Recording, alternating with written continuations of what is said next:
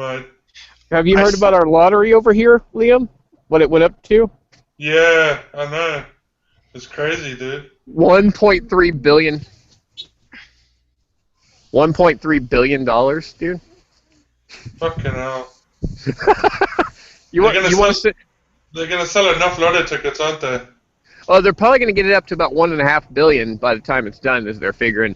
Hey, if you want to PayPal me some money, buddy, I'll get you some numbers. Yeah, man. Definitely. All right, we're live. Hello, everybody, and welcome to the Hotspot Gamer podcast. Oh my god. Woo! Hello, everybody. Welcome to Hotspot Gamer Podcast. I'm your host for today, Michael Lamb, and I am with Liam Finnegan. What's up? And Will, who is out in the desert at the moment. Hi, Will Brooks, a.k.a. B-Side, broadcasting live from Palm Springs, California here. Okay. And yes, this is another podcast without Severed. So Destiny will not be the main topic of this podcast. Talking about Destiny. No, I'm joking.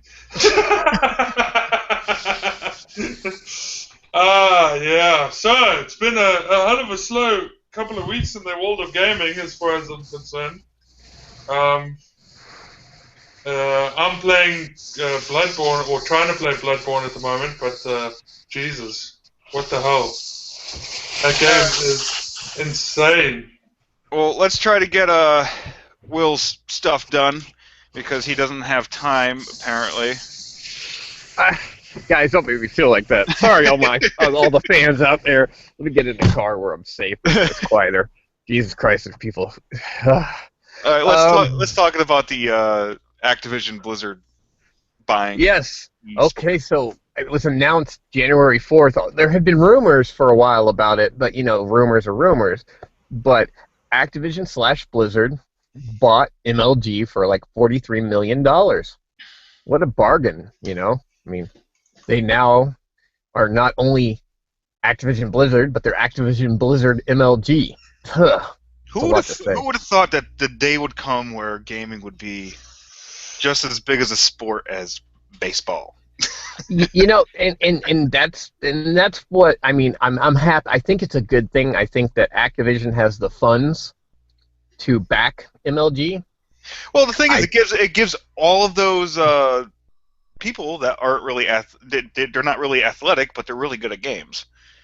And this actually gives them the opportunity to be a star. Yeah, and gaming is a sport. I mean, I can tell you for a fact. I've heard people, get as raged on a Call of Duty game as any baseball game. So, This is very true. True. This came as a bit of a shock to me because obviously I do watch MLG and I'm a fan of everything that they do.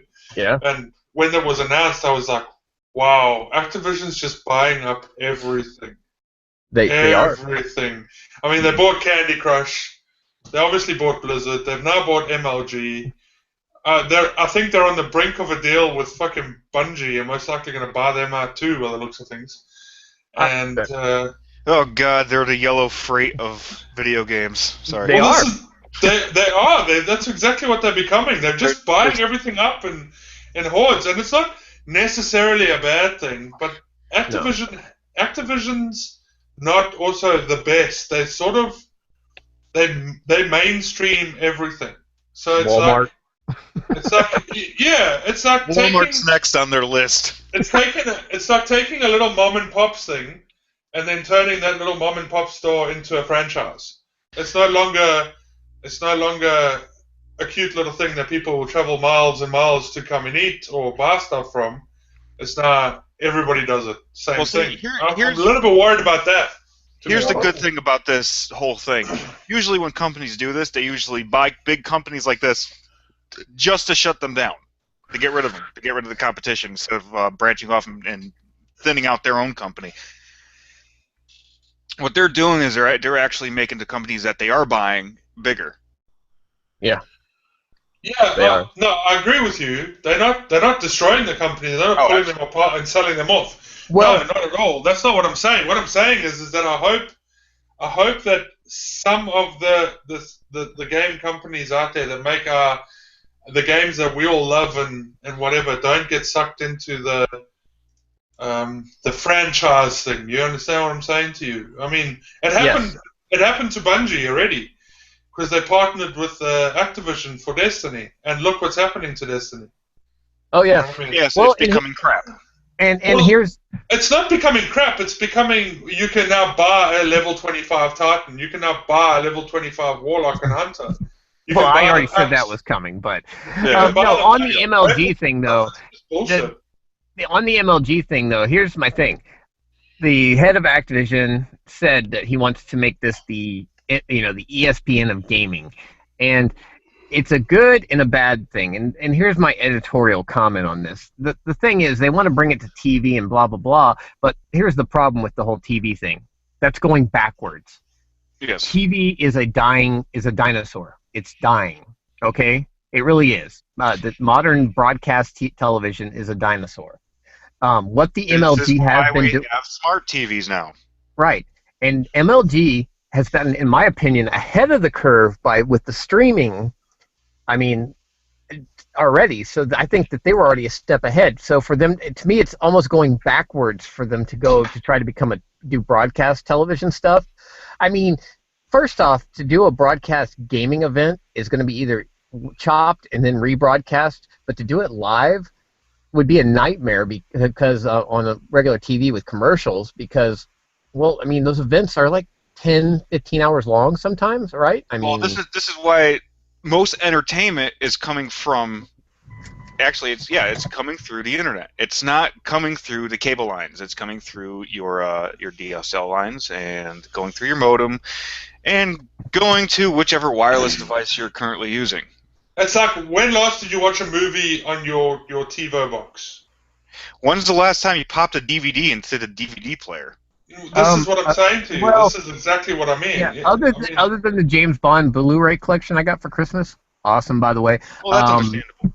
Yeah, but other than that, no, I don't pop movies in. Maybe Christmas movies, stuff like that we've had. But yeah, I who does that? I mean, hell, my PlayStation Netflix doesn't even get used because I have a smart TV. Why would I have my PlayStation on when I can turn on my Samsung television? Well, just take this for example. Okay, Adam Sandler and The Ridiculous Six. Oh God, Oh, brilliant. God.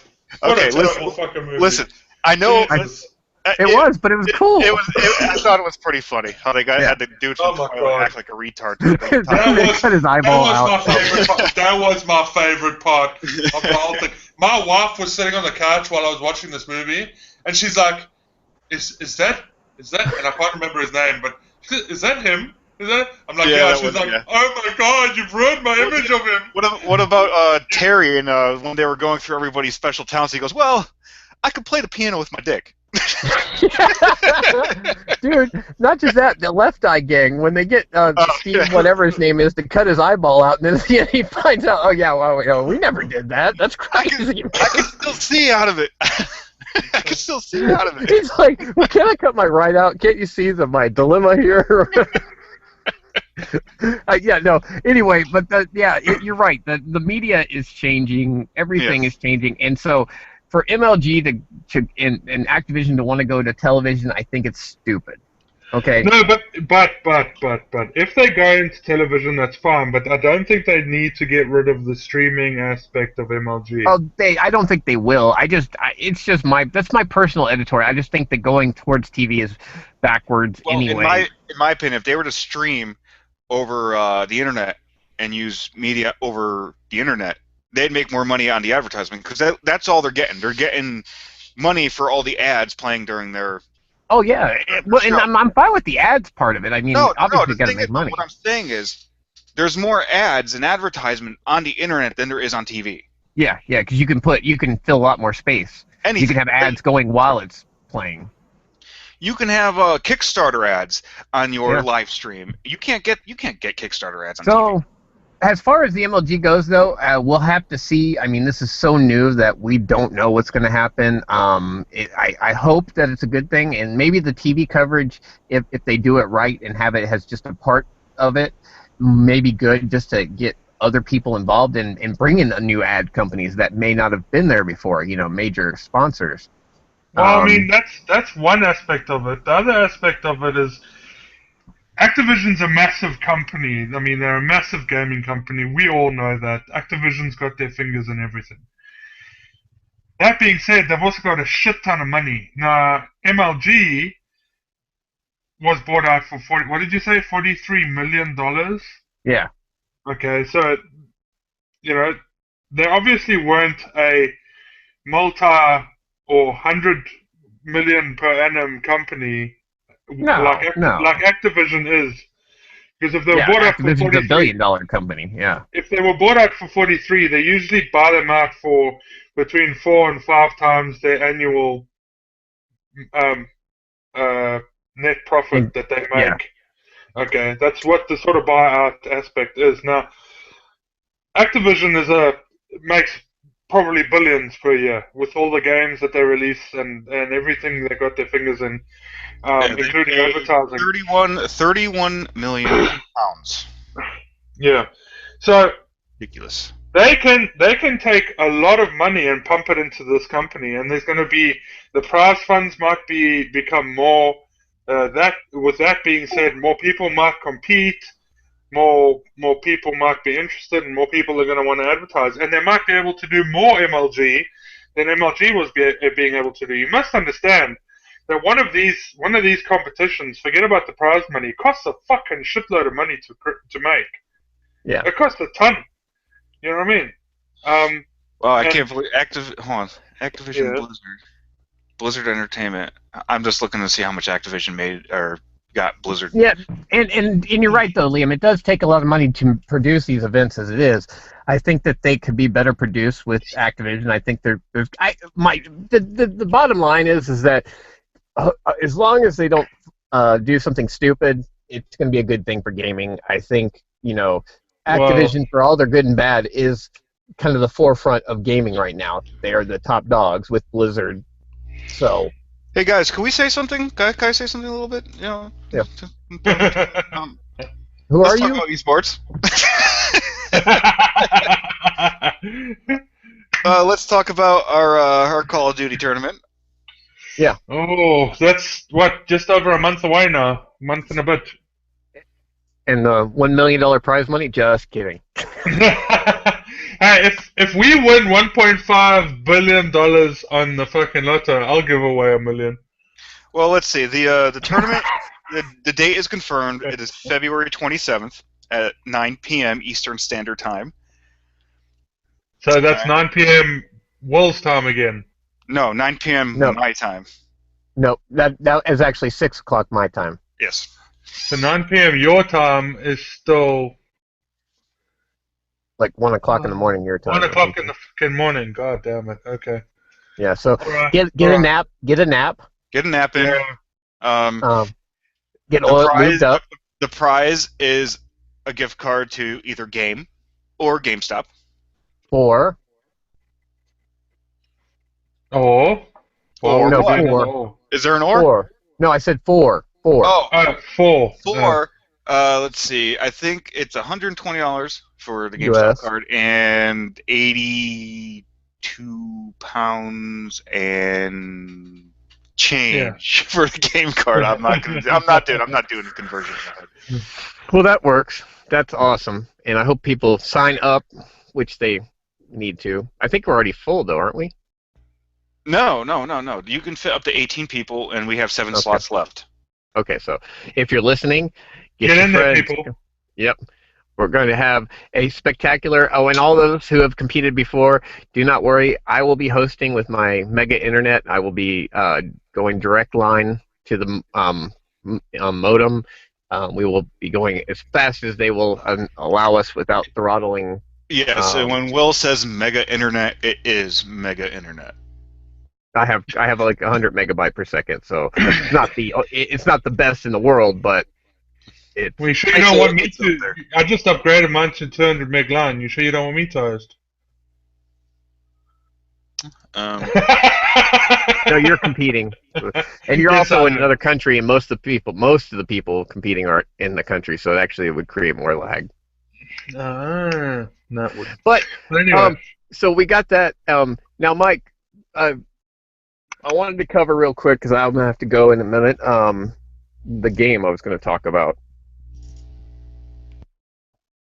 Can you put that up? It's up. Are you sure? Just waiting for you to talk about it. Yes. Okay. Well, I can't see it. I'm on my phone like a regular phone, by the way. Perception. All right. Now, this is a game coming out soon. It's already being pre-ordered for PC. No news yet for a date, official date, or for a console date. But the guys in this game, behind this game, are the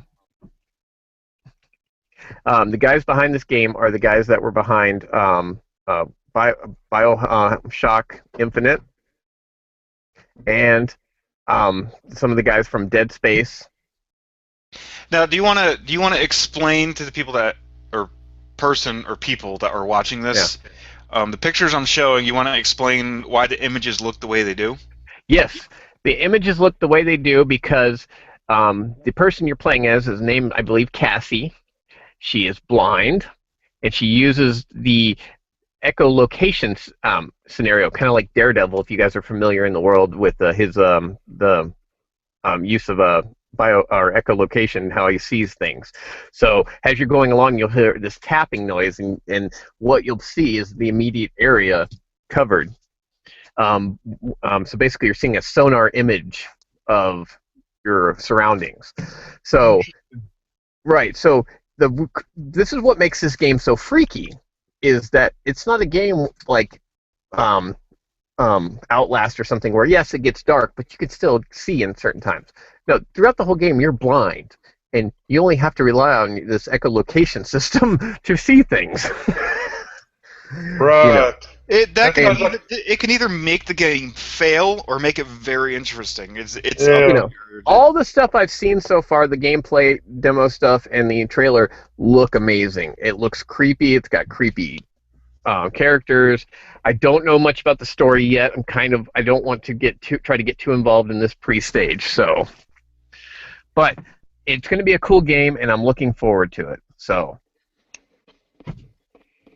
Okay, it looks good. Looks interesting. It looks very different. I'm guessing you have to go, Mr. Wolf. Unfortunately, like I said, we're at a birthday party, going to a birthday party, so. All right. Okay, so. They're going to be late. The game is going to be amazing. And that's my wife, everybody. She says hello, hi. Will's wife. Hello, Lisa. It's an emergency. They're all saying hi, Lisa. We have an emergency situation with the birthday party. So, anyway, Perception looks awesome. Look into it. Mike, if you want to talk a little bit about what you've seen, you can. Love you guys out there. This is B-side. Right yes. Okay, let me out. This is a B-side, and I'm going to have to go. Peace out.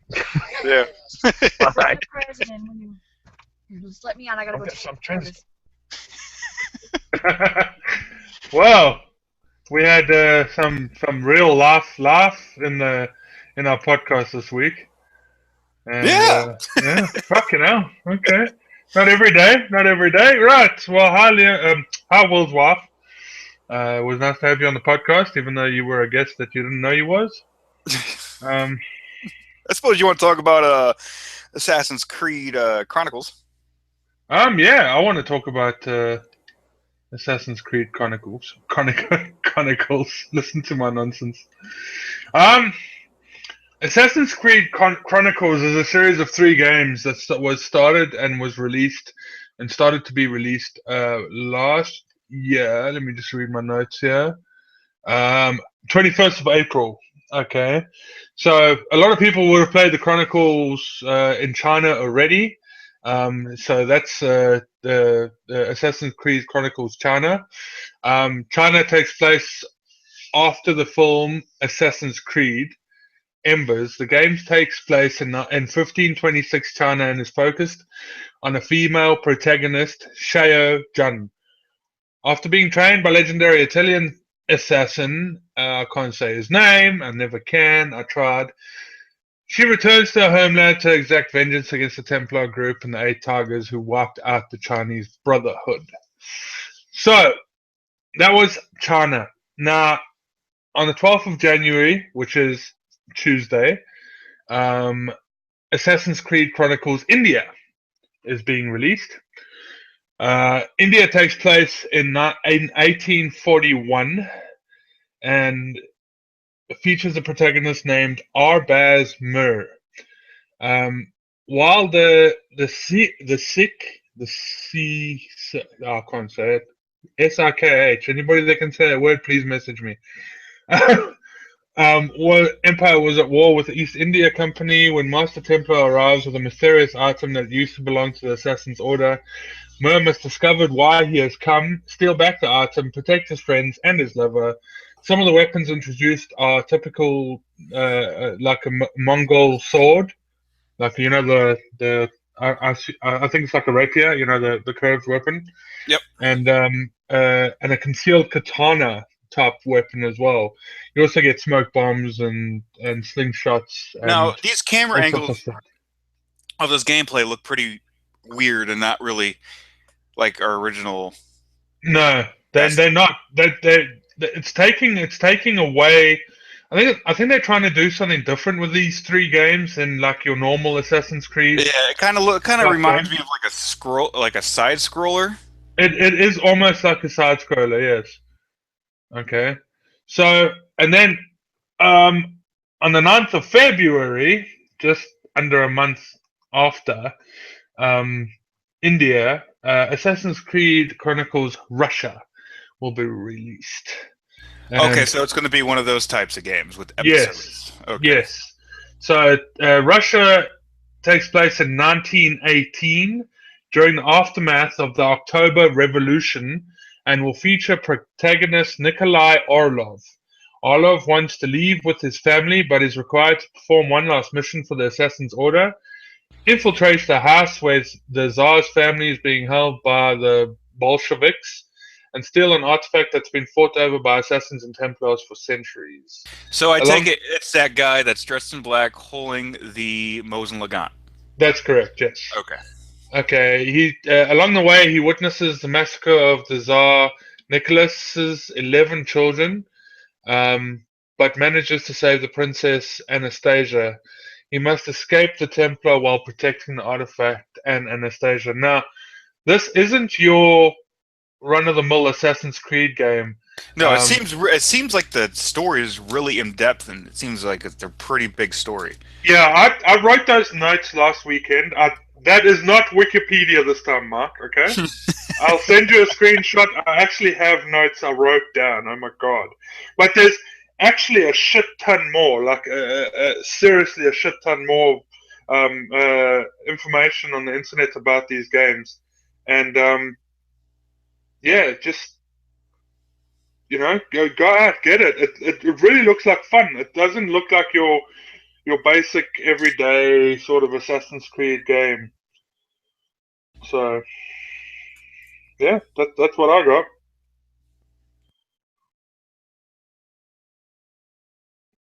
I'm sure that everyone has. Well, I can't say everyone. Everyone that likes our Facebook page has seen the post I put up there. I think it was like in the middle of the week or something like that about YouTube. Yeah. So this is what happened. Okay, I was streaming Black Ops. I think like a week after it came out, and I was playing with Will, and I was streaming on YouTube, and it got saved on YouTube, and the strangest thing happened. It said copyright. A copyright code came up, and it was blocked worldwide. And then I went to go look back at every single game I streamed on YouTube, and there's copyright claims on every single one of them. Some of them said unable to, or some countries it's unavailable in.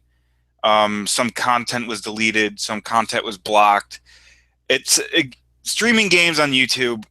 It seems like if you're a person like me and constantly gets emails on your cell phone, it sucks.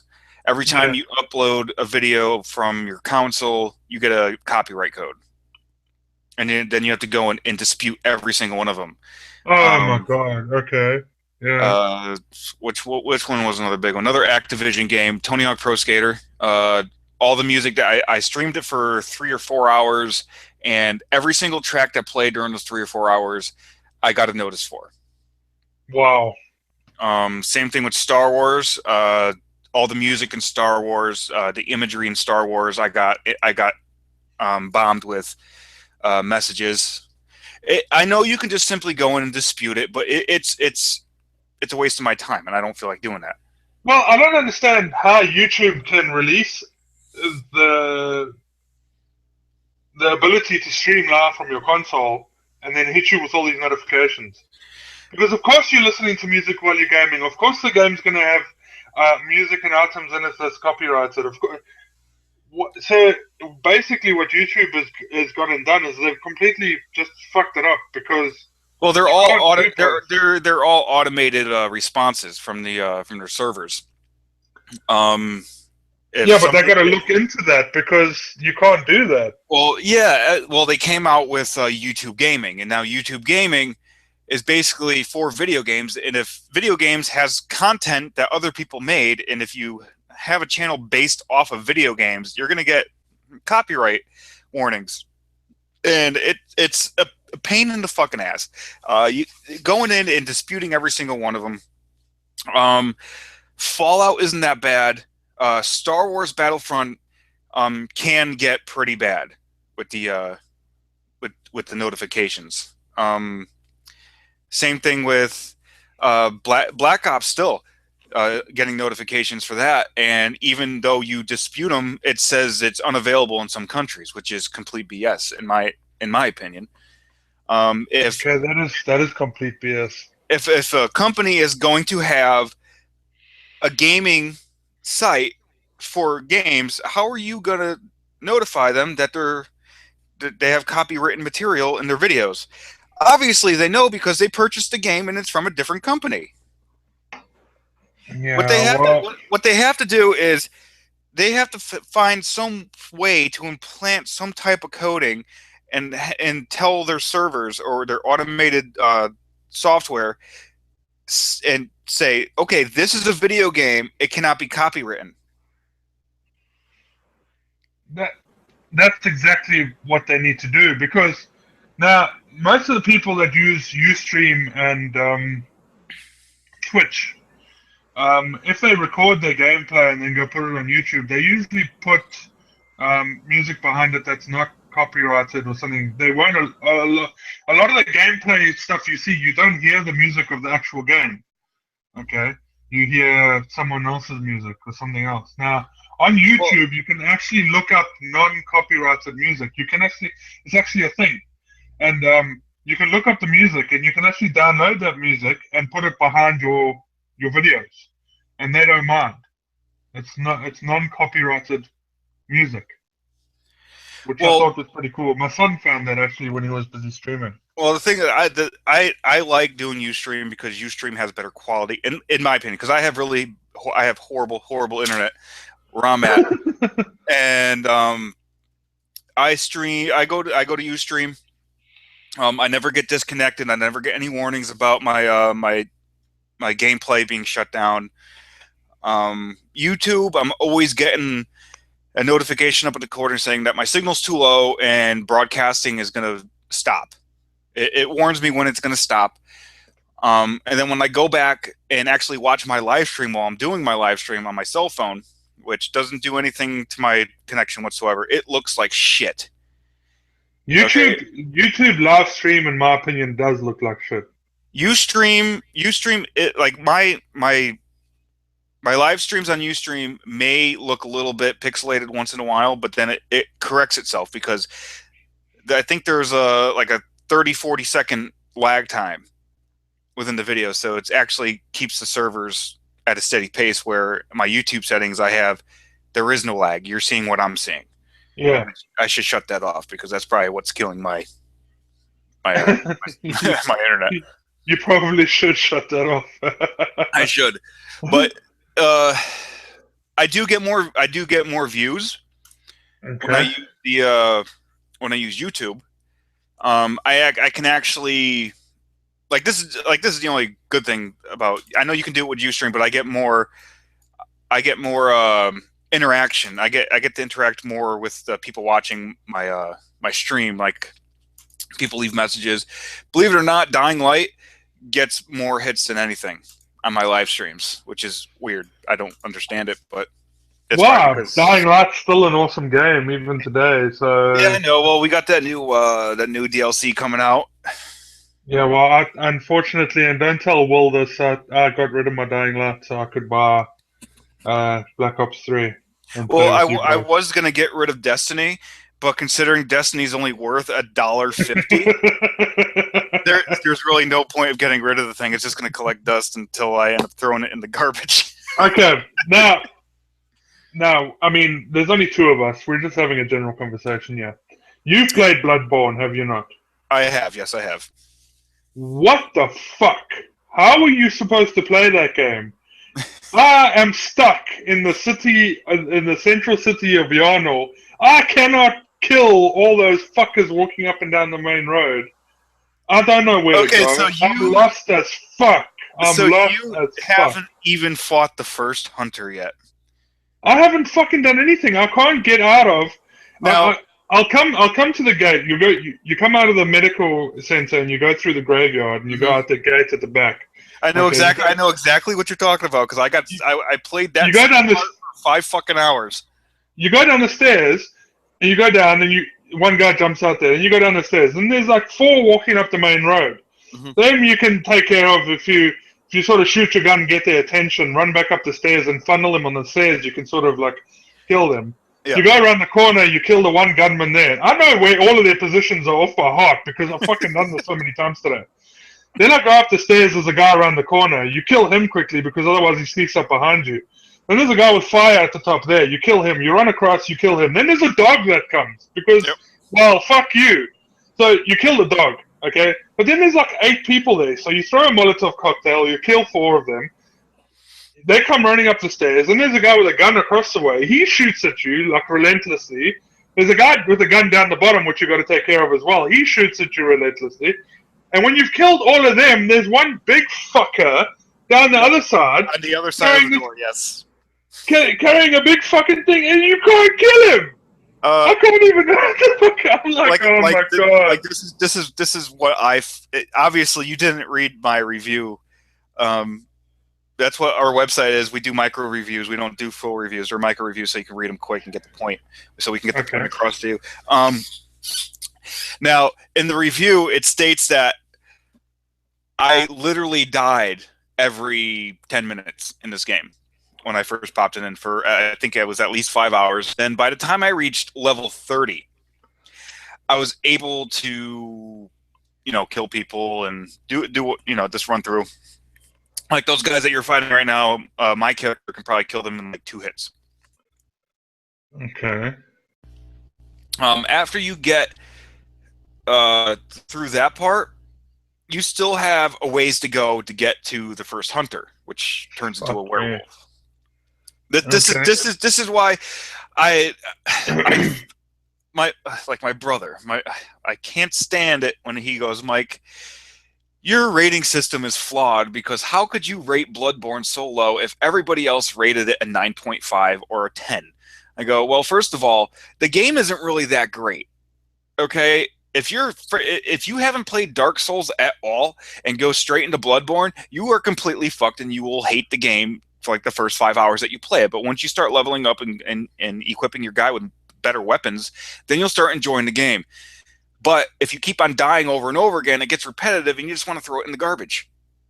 I have played the Dark Souls game, so I'm not completely lost. The controls are a lot different, and the actual gameplay is a lot different. But no, I'm talking about like when you die, you lose. Yes. Like I lose all my souls. I lose everything. It's really really frustrating. In Bloodborne, you lose all your Blood Echoes? Blood Echoes. Yeah, you lose that, but you can pick them back up after if you go back to where you died. Yes, I know. I can, and I have, but Jesus. And you can't even get back up to your save point either. Like, if you kill 5 of them, you can't even go back up and save because No, because Yeah. no matter what, if you were to respawn or go back into the game, those guys will still be there. Yeah, exactly. No matter what you do, they'll always be there, no matter what. Fuck. So that's where I'm stuck presently. I'm stuck in the city of Yarnell. I can't even get past the first dude that comes through those big fucking doors. He just wrecks me in one shot. I mean, I can't even get close to the fucker. And yeah, so What you're better off doing. I did this for hours. Go back to the first when you spawn in, you start off at obviously at the lantern. yes. You go off and you kill everybody you know you can kill. After you get done with that and get all the experience points and whatnot, you run back to the lantern, go back into the your little world to where you can upgrade all your weapons. Then you go back into it's really weird. You go back into the real world and then you kill the same guys over again. Run back to your lantern and do that for hours on end until you're strong enough to progress in the game. That's basically what I did. Yeah, I think that's exactly what I'm going to have to do because there's just no way at the level that I am at the moment. It's crazy. It really is crazy. It really is really nuts. On another point, I think we need to make the game of Gwent a professional card game because I tell you what, I played Gwent the other day with my son, and it's fucking awesome playing it in real life. It really is. It's really a lot of fun. It is. It's a really easy and simple game to understand. It's not. Yes. I was just about to compare it to Magic, but it's easier. It's easier than Magic. Yes. It is easier than Magic, and it's fun as well because you set up your whole grid. You got your guys. It's so much fun. It really is cool. There's a lot of things about games coming up at the moment that I'm excited about. I just picked this up as well. If I can find it quickly. Where did I put it? Where the fuck is it? My wife's hiding my stuff away again. Which doesn't surprise me in the least. Is it a video game? It is a video game, but it's gone. What the hell did she do with it? What's the name of it? Oh, it's the Nathan Drake collection. Oh, okay. I just picked that up. A friend of mine gave it to me. I can't find it now. Oh, great! So that's gone missing. That's gonna be fun to explain. Anyway, it's the Nathan Drake collection. I'm gonna play it. But I mean, what I've been finding difficulty with lately is that I always go back to the games that I love so much, but I want to play other games as well. You know, I'm Prestige. I've just finally Prestige for the first time in Call of Duty. I'm getting there with Bloodborne, or I will get there. I'm getting there with The Witcher. You know what I mean? But do you know what I saw last night when I was playing Black Ops? I saw believe it or not, I saw a level 115. Yeah, I've seen them. What the fuck are those? Are those like over prestige, like max prestige? That's Prestige Masters, but that's not max prestige because you can prestige up to 1,000. That's weird. Yeah. I just saw the number 115 next to his fucking medal, and I was like, what the fuck is that? Is that even real? It's news to me. Yeah, I don't know, mate. It's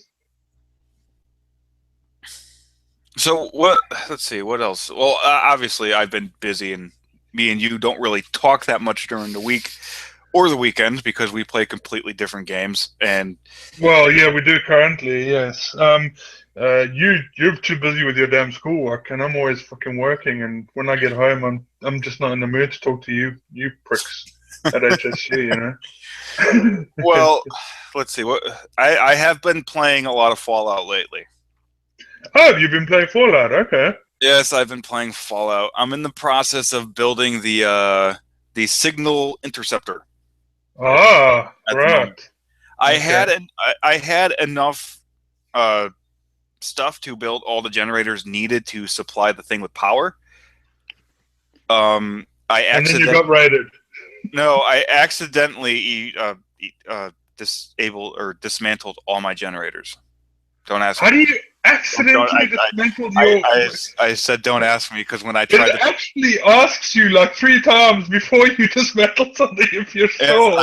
I realized that, but then when I tried building them, it didn't give me back enough supplies to rebuild them. So now I am on an adventure of trying to find parts to build my generators back, because I have everything else built for the signal interceptor. I just need to get a steady power supply for it. Damn. Yeah, unfortunately, I gave up on Fallout. Unfortunately, the one that was the biggest talker about it. No. How far did you get? Oh, not very far, mate. To be honest. Did you do the signal interceptor? Yes, I did the signal interceptor. I think I got just past that. That makes me sad, Liam. Makes me sad. I'm sorry. You were so excited about this game too. Yeah. It was not what I expected it to be honest. It plays exactly like every other Fallout. It doesn't, though. It doesn't play anything like Fallout New Vegas. Not at all. It's almost too... I mean, that prick at your base. Every time you go see him, he's got another fucking mission for you. You know what I mean? He's relentless. Well, I'm not doing, like, right now I'm doing side missions because I need materials, but I'm just going along with the main story. You know, if I have to do a side mission to get items and shit like that, I'll do a side mission, but other than that, I'm just purely doing the main mission. Yeah. Well, I mean, our good friend Jared Arise X, he's I believe completed it, and he loved the game, and it's good for him. It's good stuff. Yep. You look like you were going to say something, so I shut up. I got dead air. Come on, Mark. Jesus Christ. We can't have a lame-ass podcast just because we're missing 2 people. The thing is, Ben called me before the podcast started, and I go, yeah, we're probably gonna tank it like every other podcast because there's not as many people on the podcast. That's why I like having 4 or 5 people on here, because there's no dead air and there's always somebody talking. Now, for me, it's hard to talk for an hour. Okay, it's hard for me to have like a nonstop conversation with somebody for an hour. It really is. But I mean, you can talk about things that you're passionate about. You must understand one thing. This is a podcast about video games, and what are you doing at the moment in your real life? You're studying to create video games. Well, that's what your passion. It's what your passion is. It's what lies behind the Mark Lamb of Western Connecticut, or wherever the fuck you are. You know what I mean? Western Connecticut. I don't know. You Americans, you got weird fucking places. And I live in Connecticut. I live in New London. New London, right? Okay. Fucking hell, New London. Sorry, New England. New England. Dumbass. You're embodying this. The one thing that I think everybody on the podcast would love to do is to make video games, to be at the forefront of the creations of video games. Right now, you're still doing simple shit, but one day you could work for a big video game company. I'm guessing what you're heading for. I'm guessing that's what you want to fucking do with your life. Yeah, because I don't like my job. I rather be doing what I love to do, and I love video games. I love creating stories. I love creating characters. I do have a lot of good ideas for mechanics, and UI actually. It's hard to tell. I do want to work for a big company, but yet again I don't, because I don't want that weight on my shoulders. Like if Sledgehammer was to contact me and say, "Oh, we want you for our next Call of Duty game," I'll be like, "I don't know." Honestly, I don't know if I take the job. I need to get my feet wet first before I go into a job like that. Well, yes, obviously. You're not going to just be thrown into the middle of Activision and asked to create a fucking brand new game. You know what I mean? I think you're going to get your feet wet probably on some, possibly the freer games and stuff like that. But I mean, you are our generation's, because we're the same age, but you are our generation's future in video games. It's people like you out there studying now to create video games that are going to bring us the games and the 3D games and the good games that we're going to be playing 20 years from now. Well, what's scary? Well, okay, this is what scares me about the industry now. Okay, now when you say my generation or our generation, the people that went to school before me, okay, and graduated and went on to these companies. Like I know there's a handful that went to Activision, handful that went to 2K, and a handful that went to Naughty Dog. And I'll tell you what, the mistakes that these guys are making in video games. I'm not saying it's the designers. It's not the designers making all the problems. It's the programmers. Okay, the programmers are having. It seems like there's so many glitches in games nowadays that a game needs constant updates. Well, I mean, what you need to understand is it's not like it was 10 years ago when a game was only like especially a franchise game. Let's take Call of Duty, for instance. If this was 10 years ago, they wouldn't be releasing one a year. They'd be releasing one every 4 years, every 5 years. Games like Fallout 4 have been produced since 2012. It took 3 years to create that game, and it still had glitches. Well, there's more of a demand. You didn't need a degree. A long time ago, you did not need a computer science degree or it's a computer degree, a computer science degree. Okay, it's a bachelor's degree. You didn't need that a long time ago to make video games. Everybody just said, "I want to start making video games." They went to the companies, started making video games. They learned it was on-job experience. They learned while doing it. Now, we have all these people, including myself, learning this in school. Now, if you're in an accelerated program like myself, that they're trying to cram 4 years of schooling into 2.5 years, some of the stuff isn't going to sink in.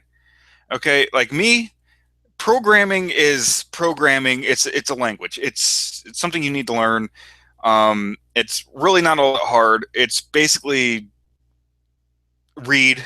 And it's like learning English in any other language. It's really not that complicated. But when it comes down to it, it seems to be a designer, you need to know how to document.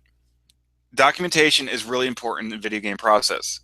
You need to know how to create flowcharts. You need to know how to create game design documents. Game design documents basically gives a description of what needs to be made. The flow chart is basically made for the programmers, so the programmers know what code to write.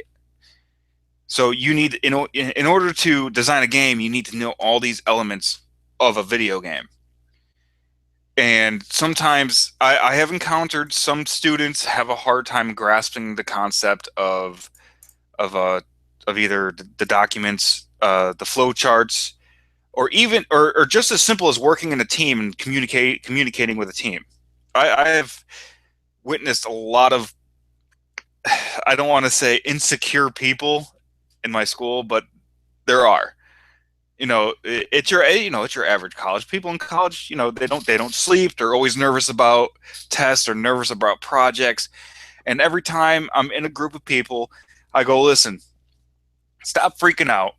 You guys know the deadline. If you guys need help understanding the project, just come to me and I'll give you the answer.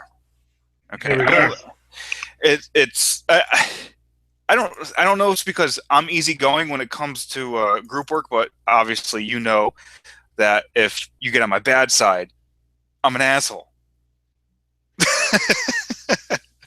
I wouldn't know. I've never been on your bad side. No, you've never been on. Well, obviously, people that know that piss me off. You guys know. Yeah, no, but it's not the people that you're talking about in your school that are nervous and can't remember things and can't. It's going to be people like you that do the flowcharts, keep on track, communicate with people, and keep your shit together when you're creating a game, that are going to create the games for the next generation to play. You know what I mean? We're always going to be. I feel like I'm going to be playing my PlayStation when I'm 80. I'm probably still going to have a PlayStation 4 or 5, and I'm probably still going to be playing the same fucking games I'm playing at the moment, as long as there are still online servers for them, or if they're offline games like The Witcher and fucking Bloodborne. I feel that's how I feel. I don't feel like I can. I almost don't feel like I'm able to move into the next generation of gaming. But it's people like you that are going to be able to not just move there, but create them, because you guys are a lot more adept than I am. And I'll say this online. I've got a low education. I've finished school at a very young age and started working. I've worked my ass off for the last 15 years to become successful and be where I am. But I'm not nearly as intelligent as you are. Don't call me intelligent, buddy. Well, I mean, you know, yes, I know how to do a lot of stuff. Okay, I know, like, you know, I built Hotspot Gamer. Okay, I built the website, but that was just mainly before I made the website. I wrote it down on a piece of paper and saying, this is what I want on my site, and this is what I want my site to be about. But on the other hand, when it comes to math, dude, I'm as dumb as shit when it comes to math. Okay, when it comes to math, I'm pretty useless. If you were to look, don't make any maths games, then it's as simple as that. Gaming consists of certain mathematics, percentages and ratios and all this whatnot. So basically, if you're building a game that consists of leveling up thing in your game, it needs mathematical procedures and equations, which we work on in school, and I know how to do that now. But if you were to ask me before I went to school, I'd be like, I don't know what the fuck you're talking about. I know. Right now, I can just simply go into Excel and make a spreadsheet that gives me all the answers. But I have to do it myself and do all the formulas. But you know, it's no. Well, that's what I'm saying. You said a couple of minutes ago that you could never talk for an hour. I mean, you've been talking for 20 minutes now about your schooling and your gaming and stuff like that, and it's obviously what you're passionate about. You see, you find in situations where we're left with only two people in a podcast, you find and you talk about things that you're passionate about rather than trying to find a game to talk about or trying to read from a script. I mean, that's what we usually do, because we fill in gaps and then we have a discussion about each and every game that we have. But we can't do that now because, well, fuck, there's only two of us. You know? Well, yeah, we're basically stretching out to 10 minutes right now. Well, now I do believe we are just stretching the 10 minutes. But if you think about it this way, Liam, if you wanted to make a game, you could. If you wanted to design a video game, you could. All you had to do is get the right inspirations. Take like 6 video games, 3 movies, a couple books, jam them in the fucking your brain, and bam, you have an idea for a video game. Now, could you make a video game? Yeah, you probably could. You probably could make one. Could you write one down in documentation? Most definitely.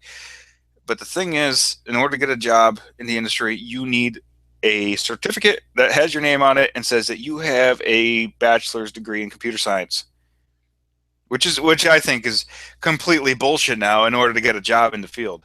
Well, that's what happens, brother. And after you get the certificate, this happened to me. Just the same thing happened to me when I finished truck driving school. In order to get a job, you need experience. But how are you supposed to get the experience if you can't get the job? Well, this is where you're going to find the difficulty when you are finished school, is getting that first job. Yes, and you're probably going to be doing the shitty finding bugs job to begin with as well.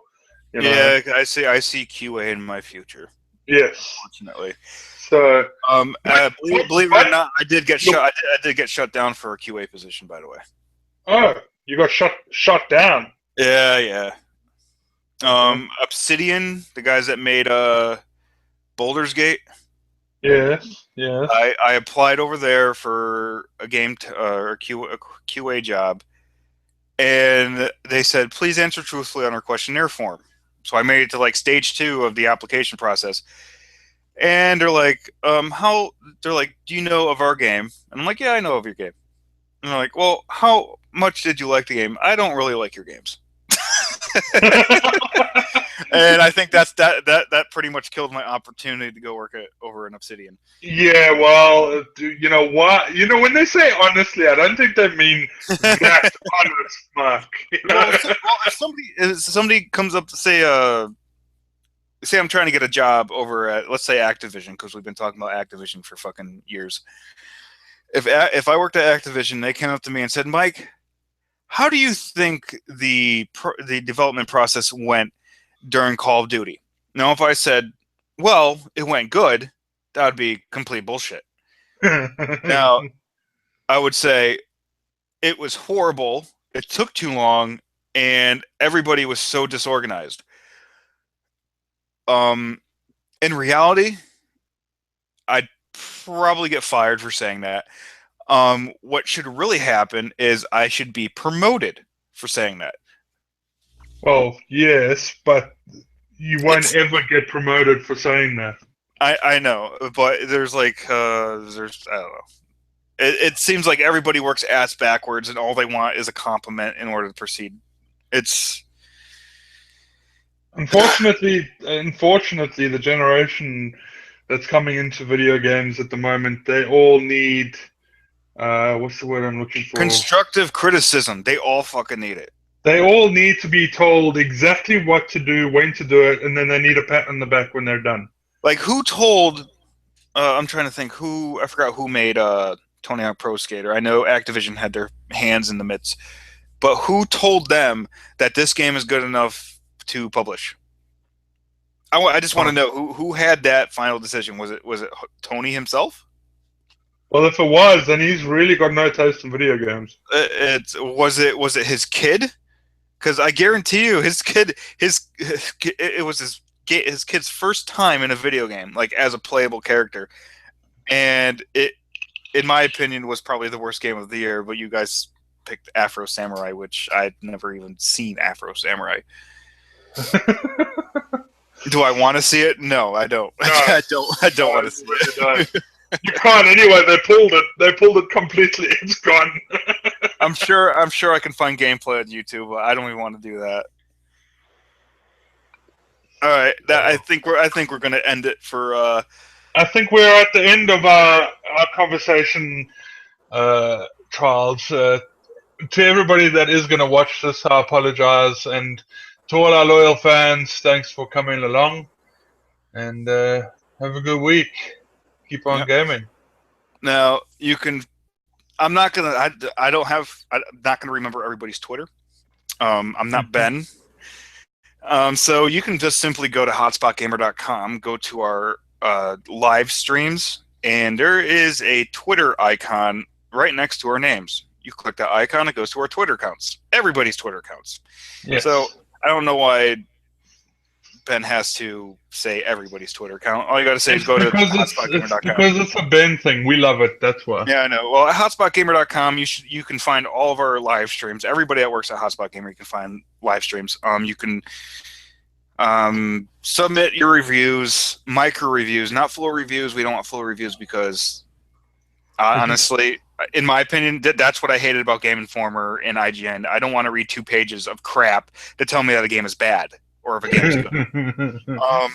Sure. That was actually the whole reason for hotspotgamer.com, because I got sick and tired of reading these 2-page reviews. I just want 2 fucking paragraphs and tell me if I should buy the game.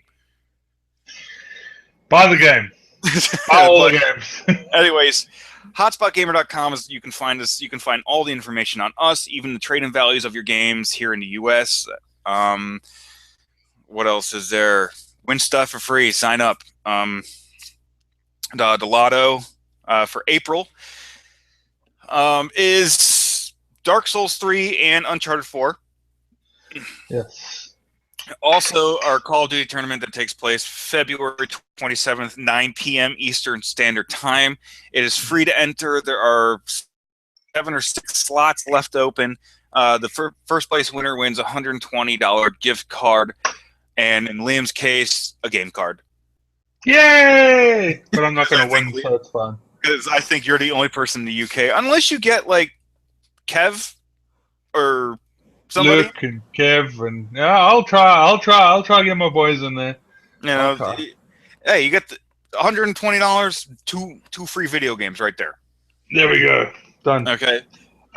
So that's it for this episode of Hotspot Gamer. You guys have a great week and keep on gaming. Peace, people.